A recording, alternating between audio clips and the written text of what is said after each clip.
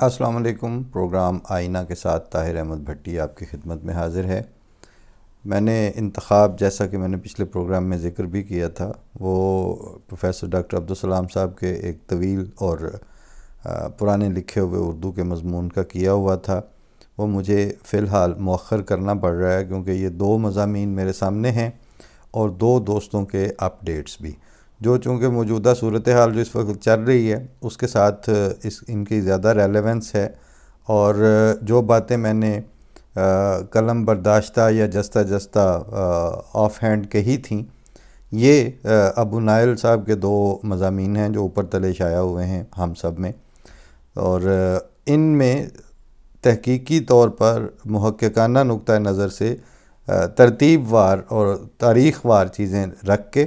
تو وہ بتایا گیا ہے کہ یہ امر واقعہ ہے، اب جو کچھ ہو رہا ہے اس کا بیک ڈراپ کیا تھا اور اب یہ مجبوری کیوں لاحق ہوئی ہے، اور جب یہ ہو ہی چکی ہے تو پھر اب کیا کرنا ہے، یہ بات اب ساتھ ساتھ میں نے سوچا یہ ہے کہ ابو نائل صاحب کے مضمون کے ساتھ ایک دوست نے جو اپنی وال سے وہاں اپڈیٹ کیا تھا وہ بھی پیش کر دوں تاکہ ایک ملا جلا سا موقف ہو، اور آپ کو اس کی روشنی میں بھی اور اس انفارمیشن کے ساتھ سنکرونائز کر کے اپنی ذاتی رائے قائم کرنے کا بھی موقع مل جائے۔ یہ میں عرض کر دوں کہ جو بھی اس وقت چل رہا ہے وہ ایسا کٹ لگنے والے، ایسے نشتر زنی والے آپریشن ہے جس کے بغیر پھوڑے سے پیپ نہیں نکلنی تھی، اور اس نشتر زنی کے دوران جو پیپ خارج کرنے کے لیے ضروری ہے، جو تکلیف ہو رہی ہے جسم کو، اس کی ہمیں بھی تکلیف ہے۔ میں پورا اپنے آپ کا تجزیہ کر کے اپنی ذات کی حد تک کہہ سکتا ہوں، اور اپنے جیسوں کو بھی جتنا میں جانتا ہوں تو میں اس بات کو سمجھتا ہوں، اور مجھے امام جماعت احمدیہ مرزا طاہر احمد صاحب جو چوتھے خلیفہ تھے، ان کا ایک فقرہ معین طور پر یاد آ رہا ہے۔ وہ امر واقعہ کا لفظ ان کی گفتگو اور تقاریر میں کثرت سے استعمال ہوتا تھا، ایک رنگ میں وہ تکیہ کلام تھا۔ تو ایک جگہ پہ فرماتے ہیں امر واقعہ یہ ہے کہ اگر خدا تعالیٰ کی قہری تجلی اور اس طرح کا عذاب اور قہر جو ہے وہ آپ کی اپنی بد دعا کے نتیجے میں یا دعا کے نتیجے میں بھی نازل ہو رہا ہو، تو اس کے اندر جو جبروت اور قہر اور خوف اور دل دہلانے والی ایک کیفیت ہوتی ہے، وہ اتنی شدید ہوتی ہے خدا تعالیٰ کی اس تجلی میں کہ آنکھیں بھر کر اس کی طرف دیکھا نہیں جا سکتا۔ ہم جانتے ہیں کہ بالکل خدا تعالیٰ کے غضب، اس کی استغنا، ذاتی استغنا جو خدا کی ذات میں ہے، یا اس کا اللہ تعالیٰ کی ذات کا منہ پھیر لینا، یہ کوئی ایسے اتنی سادہ سی اور اتنی عام سی بات نہیں ہوتی ہے۔ اس کی اچھی خاصی مطلب دلوں پر جن کو کچھ ہستی باری تعالیٰ کا کسی حد تک بھی عرفان ہو، ان کی تو جانوں پر لرزہ طاری ہو جاتا ہے۔ لہٰذا کسی اتھلے پن اور مسخرے پن کا تو سوال ہی پیدا نہیں ہوتا۔ بالکل ہمیں کوئی خوشی نہیں، ہماری دعا تھی، ہماری خواہش ہے، اور اب بھی دعا ہے کہ اللہ تعالیٰ ان کو قبل از وقت بہتر فیصلے کر لینے کی توفیق دے، اب بھی دے اور آئندہ بھی دیتا رہے، کیونکہ وہ جن کو اب آپریشن ہو رہا ہے یا کریک ڈاؤنز میں جو تکلیفیں پہنچتی ہیں، وہ تو پھر ہیومن باڈی کو پہنچتی ہیں، پھر اسی طرح کے اس سے آوازیں نکلتی ہیں، وہ سننے کے کی ایک میرا نہیں خیال کہ کسی بھی جس کی طبیعت میں نرمی اور شائستگی اور خدا خوفی ہو، اس طرح کے اپنے فیلو بینگز کے ساتھ کسی بھی پریٹیکسٹ پہ ہو رہا ہو تو تکلیف ہوتی ہے، لیکن بالکل ویسی ہی تکلیف کہ جیسے اب آپ کے اپنے بچے کو بھی وہ والا پھوڑا نکل آئے جو اس کو بالکل ہی معذور کر کے رکھ دے، تو وہ پھر لوگ ٹانگیں پکڑ کے بھی اس کو چیرا دلواتے ہیں۔ تو اس وقت جو ہے نا وہی چیرا اگر چل رہا ہے، سن رہے ہیں، ہم نے مختلف جگہوں سے مختلف اطلاعات ملی ہیں کہ ان کے ہاں اموات بھی ہو رہی ہیں اور زخمی بھی ہیں اور جو سارا، لیکن اب ہم اس تفصیل میں نہیں جاتے۔ میں اس تسلسل میں کہ حالات کیا ہو چکے تھے، اور خود حکومتوں اور ریاست کی اور حکومت کے کرتا دھرتاؤں نے مل ملا کے بڑی محنت سے یہ حالات پیدا کیے ہیں، اتنی ہی شدت سے اب ان کو واپس لینا پڑے گا۔ پہلے یہ میں مضمون پیش کر دوں کہ یہ 15 اپریل 2021 کا ہے کہ تحریک لبیک پاکستان کے امیر اور خادم حسین رضوی کے صاحبزادے سعد رضوی کو گرفتار کر لیا گیا۔ وہ 20 اپریل کو حکومت کے خلاف تحریک چلانے کا ارادہ کر رہے تھے، کیونکہ ان کے مطابق حکومت نے اپنے وعدے کے مطابق فرانسیسی سفیر کو ملک بدر نہیں کیا تھا، اور اس کے بعد تحریک لبیک کے کارکنان نے مختلف مقامات پر سڑکیں بند کر کے عوام کو دل کھول کر اذیت دی۔ کم از کم شروع کے 24 گھنٹے کے دوران کہیں پر بھی پولیس اس فساد پر قابو پانے میں کامیاب نہ ہو سکی۔ ایک صحافی بتا رہے تھے کہ لاہور میں تو پولیس ہزیمت اٹھانے کے بعد سڑکوں سے ہی غائب ہو گئی۔ کل شب جیو نیوز پر حامد میر صاحب ایک پروگرام کر رہے تھے، جس میں پیپلز پارٹی کے ناصر حسین شاہ صاحب، مسلم لیگ نون کے اعظم نذیر تارڑ صاحب اور تحریک انصاف کے فرخ حبیب صاحب شریک تھے۔ تینوں شرکاء اور خود حامد میر صاحب نے بہت رقت آمیز لہجے میں اس بات پر بار بار اظہار کا افسوس کیا کہ آخر پاکستان میں قانون کی بالادستی قائم کیوں نہیں ہوتی؟ ہر مرتبہ شدت پسند ملک کا امن و امان برباد کرنے میں کامیاب کیوں ہو جاتے ہیں اور ریاست منہ دیکھتی رہ جاتی ہے؟ اس عاجز کو ان احباب کی معصومیت پر حیرت ہے کہ انہیں اب تک یہی علم نہیں ہوا کہ ایسا کیوں ہوتا ہے۔ کیا تحریک لبیک پاکستان آج وجود میں آئی ہے کہ ان احباب کو علم ہی نہیں ہو سکا کہ یہ کون لوگ ہیں اور کہاں سے نمودار ہو کر حملہ آور ہو گئے ہیں؟ کیا یہ پہلی مرتبہ ہے کہ اس گروہ نے پاکستان کا امن برباد کر کے رکھ دیا ہے؟ کیا ہمارے سیاستدان اور اینکر حضرات کو یاد نہیں کہ جب 2017 میں انتخابی قوانین میں تبدیلی کی گئی تو تحریک لبیک پاکستان نے اسلام آباد اور راولپنڈی کے درمیان فیض آباد کے مقام پر دھرنا دے کر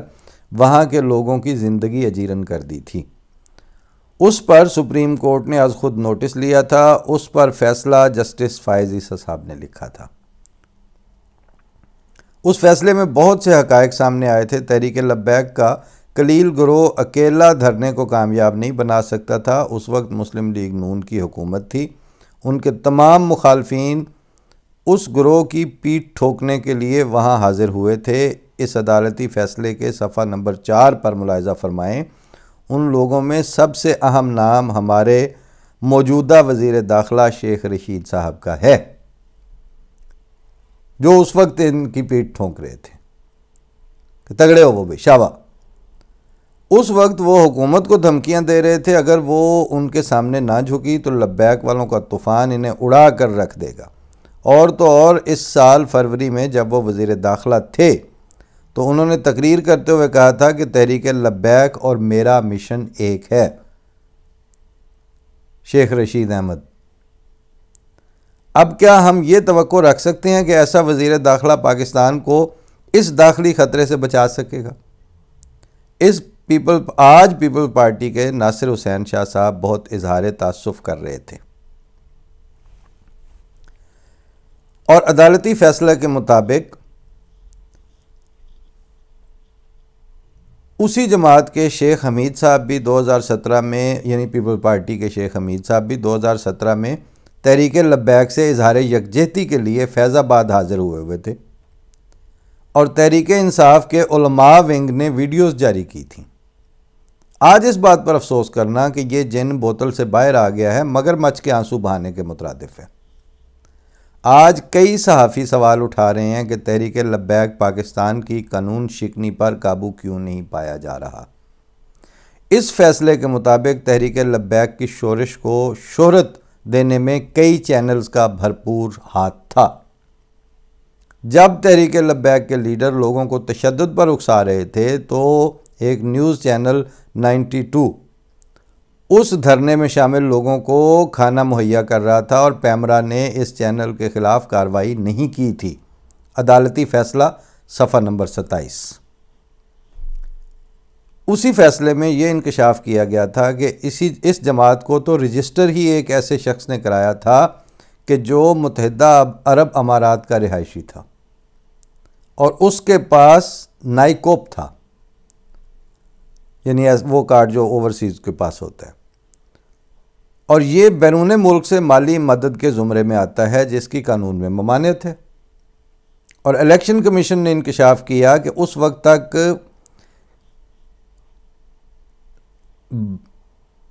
بار بار کی یاد دہانیوں کے باوجود تحریک لبیک نے قانون کے مطابق اپنے مالی آمد کا حساب نہیں دیا تھا۔ کیا اس پر مسلم لیگ نون یا تحریک انصاف کی حکومت نے کسی قسم کی کوئی تحقیقات کی کہ حقائق سامنے آئے؟ اگر کوئی نتیجہ سامنے آیا تو یہ کہ جسٹس فائز عیسیٰ صاحب کے خلاف تحقیقات شروع کر دی گئی اور اب وہ سپریم کورٹ میں پیشیاں بھگت رہے ہیں۔ موجودہ حکومت نے خود 2 مرتبہ تحریک لبیک پاکستان سے تحریری معاہدہ کیا تھا کہ ہم پارلیمنٹ سے منظوری لے کر فرانس کے سفیر کو ملک سے نکال دیں گے۔ اس وجہ سے تحریک لبیک پاکستان اب اس احتجاج کو ہوا دے رہی ہے کہ حکومت نے اپنا وعدہ پورا نہیں کیا۔ سوال یہ پیدا ہوتا ہے کہ یہ معاہدہ کرنے سے پہلے یہ معاملہ پارلیمنٹ میں پیش کیوں نہیں کیا گیا؟ ماضی کی تمام روایات کے عین مطابق اس جن کو انہی لوگوں نے بوتل سے باہر نکالا ہے جو اب اس کے بے قابو ہو جانے پر ہاتھ مل رہے ہیں۔ اور آج کے اس پروگرام میں تینوں شرکاء میں سے کوئی بھی اس موضوع پر رائے دینے کو تیار نہیں تھا کہ فرانس کے سفیر کو پاکستان سے نکالنا چاہیے کہ نہیں۔ یہ ہے سوال۔ آپ سمجھتے کیا ہیں ایز اے سیاستدان، ایز اے پارلیمنٹیرین، کہ کیا واقعی نکالنا چاہیے؟ اس پہ آپ کی اپنی اوپینین کیا ہے؟ آپ لوگوں کی ذاتی اوپینین ملائیت کے خوف کے ملبے تلے دبی ہوئی ہے، اور آپ یوں سر نکال کے دیکھ لیتے ہیں کہ فضا سازگار ہے کہ ہم کوئی تھوڑی سی بات آ کے کر لیں۔ فضا یہ ہو تو دلوں میں نزاکتیں کیسی؟ یہ تھوڑا سا حصہ میں نے اپنی طرف سے کہا ہے۔ ان کا سوال یہ تھا کہ ان تینوں صاحبان میں سے، شرکاء میں سے کوئی بھی اس موضوع پر رائے دینے کو تیار نہیں تھا کہ فرانس کے سفیر کو پاکستان سے نکالنا چاہیے کہ نہیں۔ اپنی زندگی کی چند سالوں میں تحریک لبیک پاکستان کا ایک ہی نعرہ ہے، اور وہ یہ کہ وہ ناموس رسالت صلی اللہ علیہ وآلہ وسلم کے لیے کھڑے ہوئے ہیں۔ ان کی یہ حیثیت تو نہیں ہے کہ وہ انتخابات جیت کر حکومت بنا سکیں،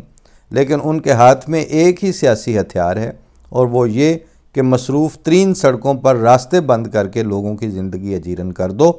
خواہ اس کے نتیجے میں کئی مریض اپنی زندگی کی بازی ہار بیٹھیں، اور اس طرح حکومت سے اپنے مطالبات منظور کرواؤ۔ لیکن یہ دیکھنا ضروری ہے کہ خود رسول اللہ صلی اللہ علیہ وآلہ وسلم نے اس طرز عمل کے بارے میں کیا رہنمائی فرمائی ہے۔ حقیقت یہ ہے کہ احادیث نبویہ صلی اللہ علیہ وآلہ وسلم میں راستوں کے حقوق بڑی تفصیل سے بیان ہوئے ہیں تاکہ راستے بند ہونے کی وجہ سے لوگوں کو تکلیف نہ اٹھانی پڑے۔ حضرت سالم رضی اللہ تعالیٰ عنہ سے روایت ہے کہ راستوں میں نماز پڑھنا منع کیا گیا ہے، سنن ابن ماجہ کتاب الطہارہ۔ احادیث میں یہاں تک تاکید بیان ہوئی ہے کہ اگر کسی نے جہاد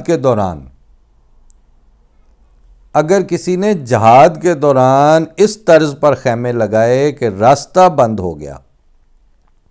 تو اس کا جہاد نہیں ہوگا، سنن ابو داؤد کتاب الجہاد۔ رسول اللہ صلی اللہ علیہ وآلہ وسلم نے فرمایا کہ راستوں پر بیٹھنے سے بچو۔ بعض صحابہ نے عرض کی کہ ہمیں بعض مجبوریوں کے تحت وہاں بیٹھنا پڑتا ہے، تو آپ نے فرمایا پھر راستوں کا حق ادا کرو، یعنی نگاہوں کو نیچا رکھو، کسی کو ایذا دینے سے بچو اور سلام کا جواب دو۔ بخاری کتاب المظالم۔ اگر راستوں پر نماز ادا کر کے یا دوران جہاد خیمہ لگاتے ہوئے راستہ بند کرنے کی ممانعت ہے اور صرف راستوں پر بیٹھنا بھی پسند نہیں کیا گیا، تو اسلامی تعلیم کی روح سے پورے ملک کی شاہراہوں کو بند کر کے لاکھوں کروڑوں لوگوں کو اذیت دینا اور وہاں پر بیٹھ کر گالی گلوچ کا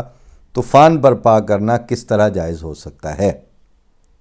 سوال یہ ہے کہ کیا رسول اللہ صلی اللہ علیہ وآلہ وسلم کے احکامات کی نافرمانی کر کے ناموس رسول صلی اللہ علیہ وآلہ وسلم کی حفاظت کی جا سکتی ہے؟ یہ تفاصیل پبلک تک اس لیے نہیں پہنچ پائیں کہ جب کھڑا کیا جاتا ہے کسی کو، پروموٹ کیا جاتا ہے، آشیرواد کے ساتھ آگے لایا جاتا ہے، سیاسی پوائنٹ سکورنگ اور اکاؤنٹ سیٹلنگ اور بیلنس اپنی طرف سے وہ ایک کریٹ کرنے کے لیے اس طرح کی طال آزمائیاں اور تباہ آزمائیاں کی جاتی ہیں، تو اس وقت ان تفاصیل کا اگر پبلک کو پتہ ہو تو پبلک تو اٹھا کے منہ پہ مارے گی کہ ان حدیثوں کے ہوتے ہوئے آپ کو شرم نہیں آتی۔ لیکن ظاہر ہے اسلام، قرآن، سنت محمد مصطفیٰ صلی اللہ علیہ وسلم فطرت انسانی کے عین مطابق ہیں۔ جہاں جہاں آپ کی فطرت کسی حرکت کو دھکے دینے شروع کر دے، وہ اصول نہ اسلامی ہو سکتا ہے نہ روحانی ہو سکتا ہے۔ اب اس کے ساتھ ایک دوست نے شیئر کیا ہوا ہے اپنا ایک تاثر۔ موصوف لکھتے ہیں اپنی فیس بک پر کہ زندگی کا تقریباً نصف حصہ یہاں عرب امارات میں گزار دیا، اور اس عرصے میں نہ کبھی کسی عاشق رسول سے ملاقات ہوئی اور نہ ہی کسی مجاہد ختم نبوت سے، نہ کوئی گدی نشین ملا اور نہ کوئی صاحب طریقت، راہبر شریعت، سگ مدینہ، اور نہ ہی تعمیر و ترقی کا ہیرو۔ نہ کبھی دوران محرم اہل تشیع کے جلوس اور ریلیاں نکلتے دیکھیں، اور نہ کبھی صحابہ کرام کے یوم وفات اور یوم پیدائش پر جلسے، جلوس اور بلاک ہوتی ہوئی سڑکیں۔ نہ کبھی میلاد النبی صلی اللہ علیہ وآلہ وسلم منانے کے موقع پر جگہ جگہ ٹریفک جام دیکھا، اور نہ ہی کبھی کسی پر گستاخی کا الزام لگا کر سر تن سے جدا کرنے والے مجاہد۔ یہاں دنیا کے ہر ملک و مذہب کے لوگ بستے ہیں، جسے شراب خانے جانا ہے جائے، جسے مندر جانا ہے جائے، جسے چرچ جانا ہے وہ جائے، جسے مسجد جانا ہے جائے، جسے 8 تراویح پڑھنی ہے وہ پڑھے، جسے 20 پڑھنی ہے وہ پڑھ لے، اور جسے بالکل نہیں پڑھنی وہ نہ پڑھے۔ اس کے باوجود بھی یہاں اسلام کو کوئی خطرہ نہیں۔ جس ملک کا میں رہنے والا ہوں وہاں مذہبی سیزن ختم ہوتے ہیں تو سیاسی سیزن شروع ہو جاتے ہیں۔ کبھی سیاسی پارٹیوں کے جلسے یا دھرنے تو کبھی مذہبی جماعتوں کا اجتماع، کبھی ڈاکٹرز کا احتجاج تو کبھی اساتذہ کا، کبھی ربیع الاول کے جلوس تو کبھی حسینی ماتم۔ رمضان آیا تو تراویح پڑھنے کے بعد لاؤڈ سپیکر پر پورے محلے کو زبردستی ثواب پہنچانے کی جدوجہد، کبھی ناموس رسالت کی ریلیاں تو کبھی تاجدار ختم نبوت کے دھرنے تو کبھی سیاستدانوں کا پروٹوکول۔ عورتیں رکشے میں بچے جنتی پھرتی ہیں، مریض ایمبولینس میں تڑپ تڑپ کر جان دے دیتا ہے، چلو جی جو مر گیا اسے شہید بولو اور دفنا دو۔ اللہ کے بندوں پہلے خود پر تو اسلام نافذ کرو، پوری دنیا کے ٹھیکیدار بعد میں بننا۔ اور ہاں فی الحال ہم جیسے نام نہاد غازیوں، مجاہدوں اور عاشقوں کو دنیا ماں سوائے نکمی، جھوٹی، فراڈی اور بھکاری اور دغا باز قوم کے سوا اور کچھ بھی نہیں سمجھتی۔ توقیر سید صاحب ہیں کوئی، انہوں نے یہ اپنی فیس بک وال پہ لگایا ہوا تھا۔ بات کرنے والے کر رہے ہیں اور فضا وہ بن گئی ہے کہ اب آپ عامت الناس کو یہ سوالات ٹھنڈے، شائستہ، مہذب لب و لہجے میں اٹھانے بھی ہوں گے، سننے بھی ہوں گے، اور پاکستان کو کسی بھی نارمل ریاست کا ماحول واپس دینا ہوگا اپنی پبلک کو، جہاں پر یونیورسٹی کے اساتذہ بھی بات کرتے ہیں، ان سے طلباء بھی ون سونی باتیں پوچھتے ہیں، آتے جاتے سفر میں بھی لوگ مختلف ایشوز پر بات کرتے ہیں، کسی کا سر تن سے جدا نہیں ہوتا۔ اور جس طرح میں آخر پہ صرف یہ پوچھوں گا کہ تاجدار ختم نبوت کی اور ناموس رسالت کی تحریکیں تو پیدا ہو رہی ہیں ضیاء کے بعد، 90s کے بعد کی پیداوار ہیں بیسیکلی یہ۔ اس سے پہلے 47 سے لے کے تو 90-95 تک، بلکہ اس صدی کے ابتدا تک 2000 تک بھی لوگوں کے گزارے ہو رہے تھے، سوال جواب آپس میں گفتگویں چلتی رہتی تھی کسی نہ کسی طرح۔ پاکستان اور لوگوں کے ہاں فوتگیوں پہ بھی آیا جاتا تھا، دوسروں کی طرف افسوس کرنے بھی جایا جاتا تھا، شادیوں پہ بھی جایا جاتا تھا۔ مجھے کئی ایسے مواقع یاد ہیں کہ جہاں ہمارے جتنے دوست تھے وہ سنی بھی ہوتے ہیں، شیعہ بھی ہیں، بریلوی، دیوبندی، ہر مسلک کے دوستوں کے ہاں فوت کی شادی پہ ہم افسوس کرنے خود جاتے رہے ہیں، اور ہمارے ہاں بھی گاؤں میں بھی، اور اگر جب ربوہ میں بھی تھے تو ہر جگہ سے لوگ دور دور سے مطلب افسوس کرنے آتے تھے، اور وہ احمدی نہیں ہوتے تھے، شادیوں میں بھی آگے شریک ہوتے تھے، وہاں پہ گفتگو بھی ہوتی تھی، قیام بھی ہوتا تھا، ہاسپٹل میں بھی زیر علاج ہیں، ان کے مہمان ہیں، ہم ان کو ذاتی طور پر بھی ٹھہراتے رہے، اور یہ باتیں بھی چھڑتی تھیں کہ اچھا جی تسی پھر کی مندے ہو تو کی نہیں مندے، کوئی سر تن سے جدا نہیں ہوتے تھے، اس لیے کہ اس وقت تک اتنی شدت پسندی جو ہے وہ ریاست پیٹرنائز طریقے سے لوگوں پر مسلط نہیں کی گئی تھی، یہ آپ لوگوں نے خود دی ہے، خود مسلط کی ہے، ہاتھوں سے یہ گریں لگائی ہیں، اب دانتوں سے کھولنی پڑ رہی ہیں، اس کو پوری طرح کھولیں اور پبلک کو ایجوکیٹ کریں، پبلک کو بتائیں کہ جناب یہ کوئی سر تن سے جدا نہیں ہوتے، باقی بھی کچھ 40-50 ملک ہیں وہاں سر تن سے جدا کیے بغیر اور سفیروں کو ملک بدر کیے بغیر، ترکی جیسی ترقی یافتہ مملکت میں بھی فرانس کے سفیر کو نکالے بغیر ملک چل رہا ہے، اور فرانس بھی ادھر ہی موجود ہے۔ اب ان سے پبلک سے سچی اور کھلی باتیں کریں اور ان کا سوچ کا اور سانس لینے کا نظام بحال کریں، ورنہ یہ اگر سر تن سے جدا سے نہ بھی مرے تو سفوکیشن سے دم گھٹ کر مر جائیں گے، ذہنی خودکشیاں کر کے مر جائیں گے۔ اللہ تعالیٰ آپ کو اب اگر کچھ تھوڑا سا سٹینڈ لیا ہے تو آپ کو طاقت دے، اور بڑے حوصلے کے ساتھ جراحت کر کے یہ پیپ نکالیں، اور اس کے بعد ٹانکے لگائیں اور ان کو کوئی دوائیاں شوائیاں دیں، اور زخم اس کا ٹھیک ہو مریض کا۔ پاکستان کا وجود جو ہے اس وقت بالکل اس کو جگہ جگہ سے دکھ رہا ہے، جگہ جگہ اس پہ پھوڑے پکے ہوئے ہیں، اور ہاتھ لگانے نہیں دے رہے کیونکہ بچہ لاڈلا ہے آپ کا۔ لاڈلے بچے کو اب عقل مند ماں اور باپ کی طرح اس کا چیرہ دلوائیں۔ فی امان اللہ پاکستان، اللہ حافظ و ناصر۔ السلام علیکم۔